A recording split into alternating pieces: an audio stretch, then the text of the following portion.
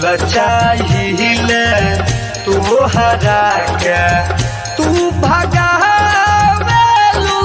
के सपना में रोज सजनिया तू जगावेलुआ के सपना में रोज सजनिया तू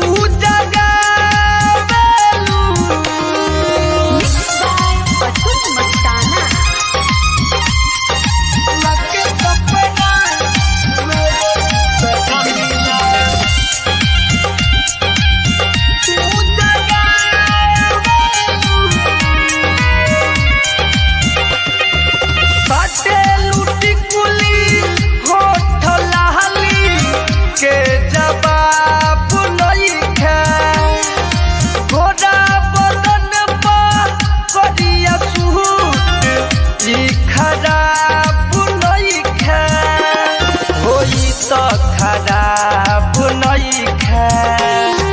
झूठे हमारा के काहे बोला तड़पावेलुआ के सपना में रोज सजनिया तू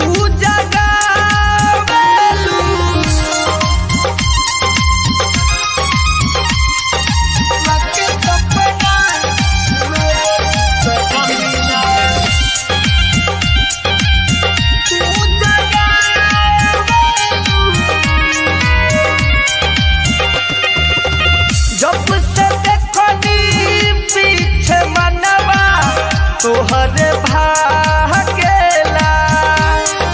खाना या पीना कुछ हमारा निक न लागेला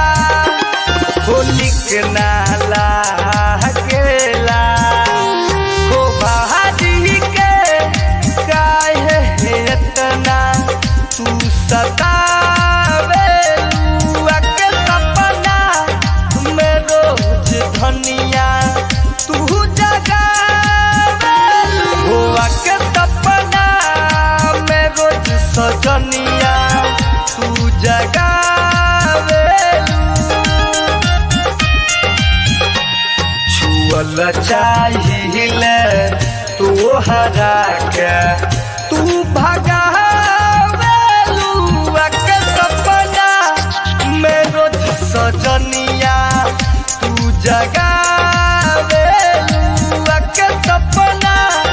में रोज सजनिया तू जगावेलु। साइलेंट रिकॉर्डिंग स्टूडियो कैथवलिया चौक।